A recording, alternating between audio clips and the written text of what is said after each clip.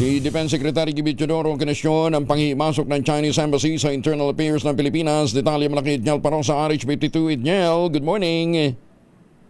Good morning, Kuya Angel. Patuloy sa World War ang Department of National Defense at embahada ng China dito sa Pilipinas.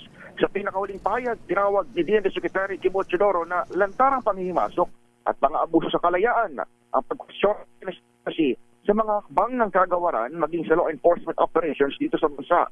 Kay Teodoro, wala itong obligasyong sumagot sa embahada o sa kahit ng foreign power. Sa halip, Chinese Embassy pa nga umano umiiwas sa issue ng pagpapaliwanag sa pagkakasangkot ng mga Chino sa illegal na mga aktibidad tulad ng substandard at hazardous umanong steel plant sa Kapuluan.